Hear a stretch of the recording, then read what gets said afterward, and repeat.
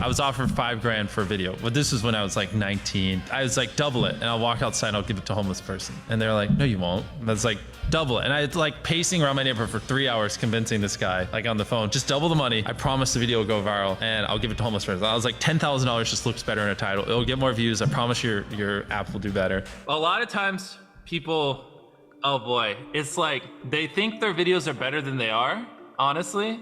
And that tell them, Jimmy, tell them. I mean, they do that, and they have horrible friend groups because you really are like the type of YouTubers you hang around. It's getting people with the right YouTuber friend group that aren't pussies and will actually tell them when their content's bad and like actually roast it and help them get better in a nice, positive way. Basically what I did was I somehow found these other like 4 lunatics. 3 of us were college dropouts, 1 was a high school dropout, and 1, I don't know, he just like quit his job. We were all super small YouTubers, and we basically talked every day for 1,000 days in a row and did nothing but just like hyper study, like what makes a good video, what makes a good thumbnail, what's good pacing, like how to go viral. We would just get on Skype every morning, and like some days like I'd get on Skype at 7 a.m. and I'd be in the call until like 10 p.m. and then I'd go to bed, I'd wake up and I'd do it again. We'd do things like take 1,000 thumbnails and see if like there's a correlation to the brightness of the thumbnail to how many views it got. Imagine a world where it's just you working solo and you work 12 hours a day every day for like a year.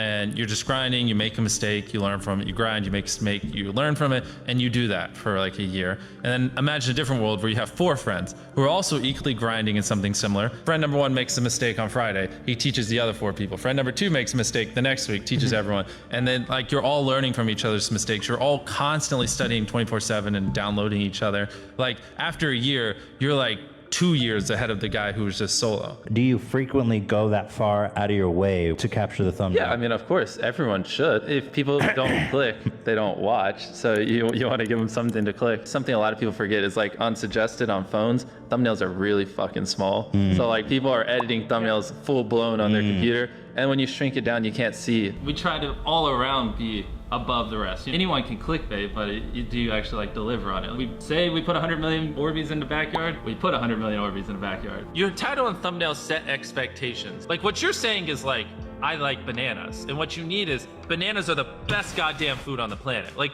that's the type of opinion you need. Like you need something like, how to get 100 million views on YouTube, or not even that, that's not strong enough. You need something that makes people go, what the fuck? What the fuck did he say in that video? What the fuck? I need to know. At the very beginning of the video, to minimize drop-off, you want to assure them that those expectations are being met. If you're putting 1 million Orbeez in a pool, don't start the video with you shopping for, you know, your mom's birthday present. At the beginning of the video, just say, this is 100 million Orbeez. We're gonna fill this pool and this entire backyard with them. Match the expectations, and then you want to exceed them. So you want to assure people that what they clicked on is what they're getting, and then blow their mind and be like, but you're also getting even more. Anytime you say the word algorithm, just replace it with audience. The algorithm didn't like that video? No, the audience didn't like that video. if I wasn't retaining a viewer, just would it make sense for you to promote it? Why would you promote a 10-minute video that people watch on average a minute and a half? I mean, every video, even the stupid ones, I learned something. You know, and that's something I try to make a very big point of, is like, no matter how bad we mess up, like we sometimes have videos that have horrible retention. It's just like,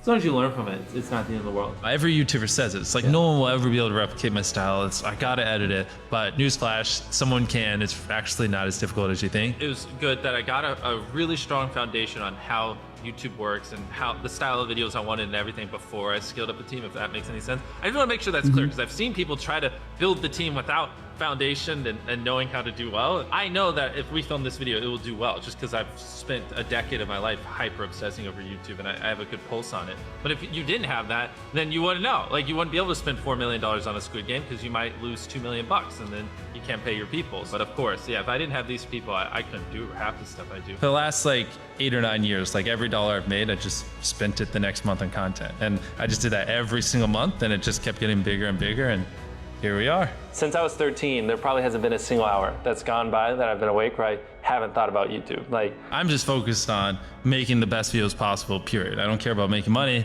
I don't care about time. I don't care about anything. I just want to make the best videos on the planet. Literally all the algorithm does is reflect what the people want to a T.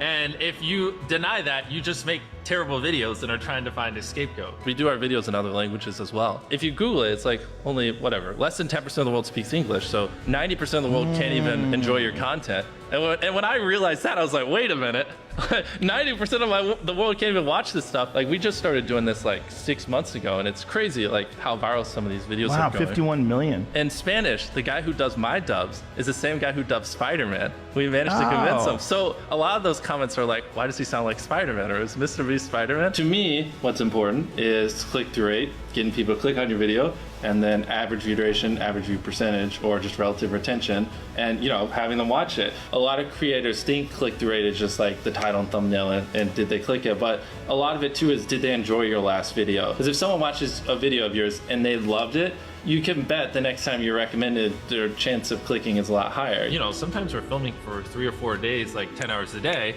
30, 40 hours of filming plus months of setup, whereas most creators probably film for a couple hours and set up for a day. Outside of just filming, we brainstorm video ideas, relentlessly, hours every day. By always doing all those things, it just distinctively sets it so far apart that it's basically, in my head, it's like, why would you not watch it? Viewers aren't stupid. They can tell when you half ASS, I don't know if I'm allowed to curse, a video, or if you really put in effort. And if they can tell you're putting in a lot of effort, they're gonna be more likely to click on future videos. And that snowballs. And because once you build that trust, they get to a point where it doesn't matter what you upload. They just know it's high effort and they just know it's great. And they're just conditioned just to watch because you have a good track record. And so with filming, it's just like trying to make sure we're doing everything we can, no matter how expensive it is, no matter how much time it takes, to make the best video possible. A lot of people, if they gave away 100 grand, they would make a huge deal about it. But sometimes we're just like, yeah, here's 100 grand. Thanks for watching, bye. Doing it that way makes it more fun and just more interesting. So I like to keep a little bit of it mysterious because I think that's what people enjoy. A lot of people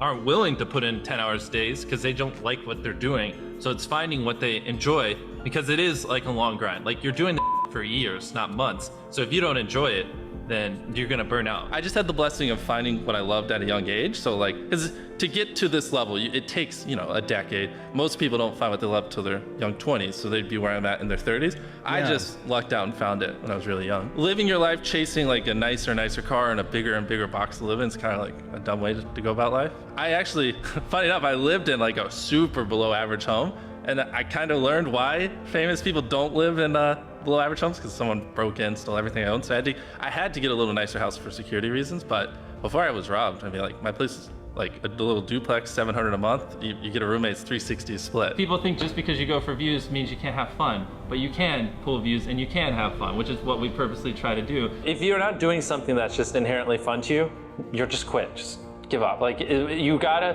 at least semi-enjoy what you're doing, or you're gonna quit long before it gets to the point where it brings in money or whatever else could be driving you. So find what you love, and then I would just hyper obsess. Make sure no one doing what you're doing is doing it better. Make sure the videos are as good as possible. You can be motivated by more than one thing. I'm motivated because I want to support my mom and my family. I'm motivated because I want to employ my friends and help them. I'm motivated because I want to help other people. I'm motivated because I want to be a YouTuber. I feel like that's another misconception. You can have lots of things that drive you. Absolutely. Yeah. Absolutely. So there's just tons of stuff that drive me. And everything drives me to wanting to be a YouTuber, so I kind of obsess over it. For the people that are willing to be coachable, I would say just education. There is a lot of misinformation out there that people live and breathe by, the weirdest stuff. I gotta upload at midnight on Wednesdays or my videos don't do well. It's just dumb stuff like that they don't realize how badly they're handicapping themselves. Some minor tips I could give is if somehow you could have a payoff at the end, then